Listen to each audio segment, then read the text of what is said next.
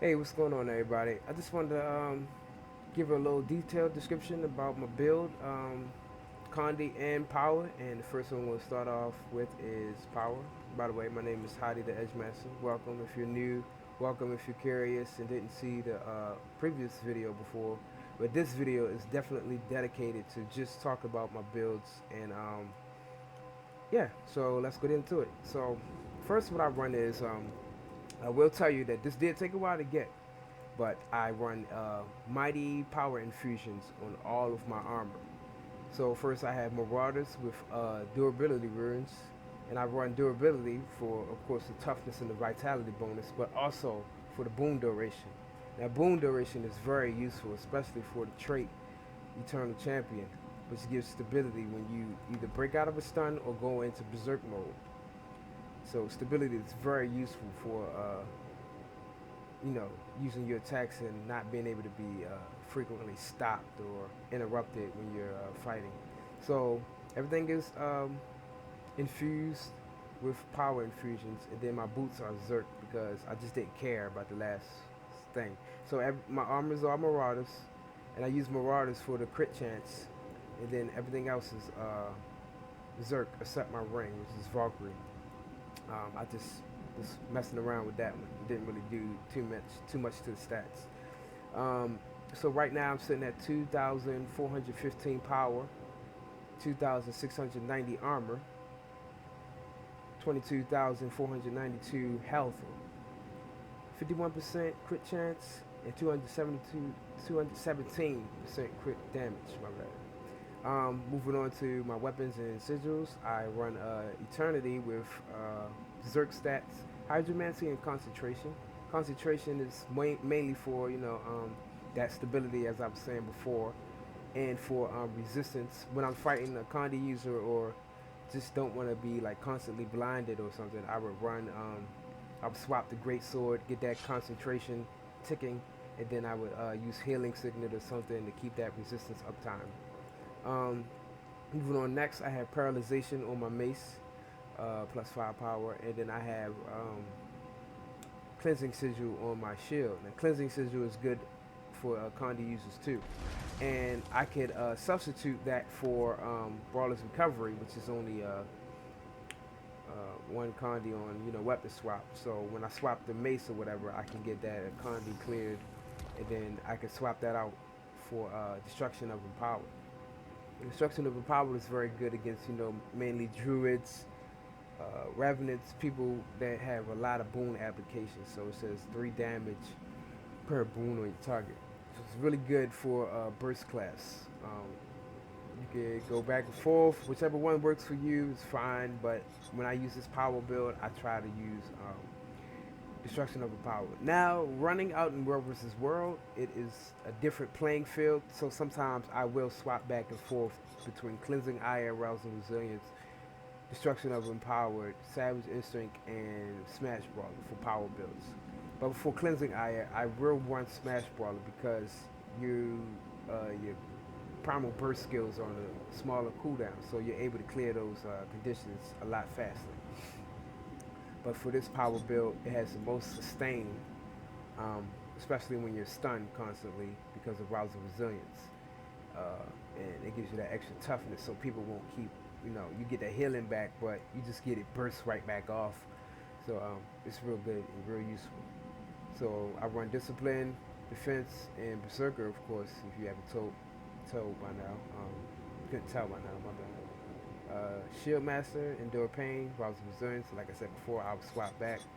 Oftentimes, I will use Last Stand, but this trait is mainly used for axe users, and the reason being because axe, you need to keep that pressure. You don't want people to knock you back at all. So if I would run Last Stand, I would run Bloody Roar as well.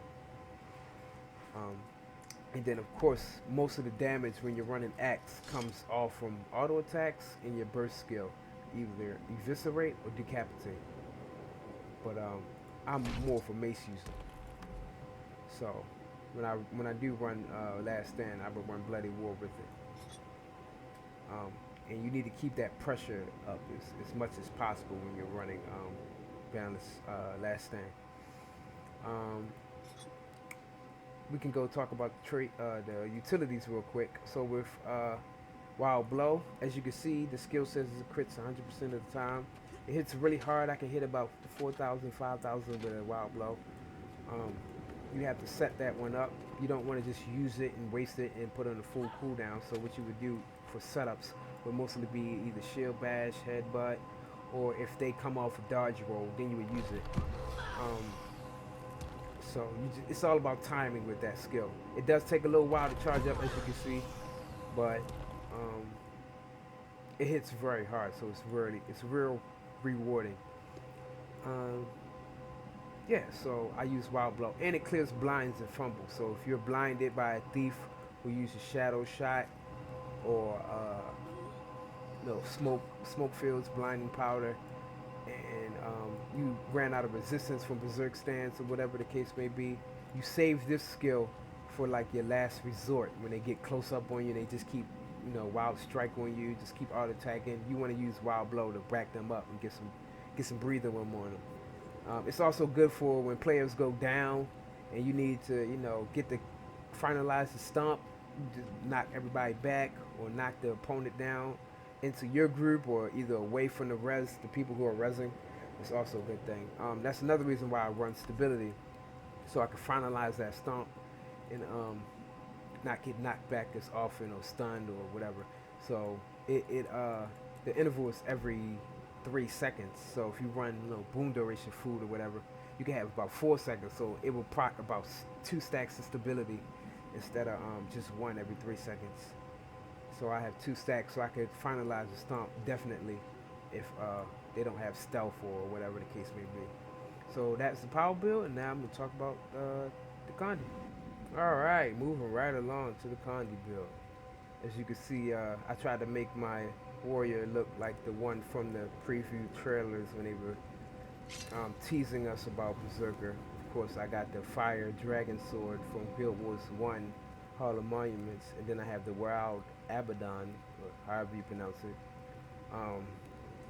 And then I tried to mix it up with some, got the Berserker helmet and the Gladiator armor pieces and Barbaric. Alright, so anyway, enough about the lore and everything. Next, I'm going to talk about the build. So, like I said before, I do have infusions on all of my Condi armor too, along with the power. So, but this one is different. It's more of vitality instead of power. So, for the Berserker helmet, I run, well, for the Condi build, I run Dire and a mix of Trailblazer. I do have one piece of Apothecary though. That was mainly because I didn't have enough money way back when trinkets with stuff was coming out. So I bought Apothecary instead. And I just been sticking with it ever since. You could probably swap it out, whatever works for you, but Condi damage doesn't really scale on anything else but Condi, so it wouldn't really matter. So yeah, I have Dire for my helmet, shoulder pads. Chest will be Trailblazer, and the pants will be Trailblazer, and everything else will be Dire. So 2 parts are Trailblazer. I did that because mainly because you lose a little bit of Condi damage with going full Trailblazer. So I wanted to have a little bit of Condi duration and still be able to do a lot of damage. So that's why I use a mix of Trailblazer and Dire. I am running Perplexity, of course. The reason being because you want a Condi application. And I recently found out that it says on skill 6, when you use a heal skill, inflict 3 stacks of confusion in the area for 6 seconds. So I found out that using Healing Signet mixed with Perplexity will allow you to, add that 3 stacks. But I also found out that this 3 stacks is unblockable, which is interesting. I don't know if that's a glitch or bug or anything, but be mindful that it is unblockable. I can demonstrate it some other time, but just take my word for it. It is unblockable. So for my weapons, I run in Viper.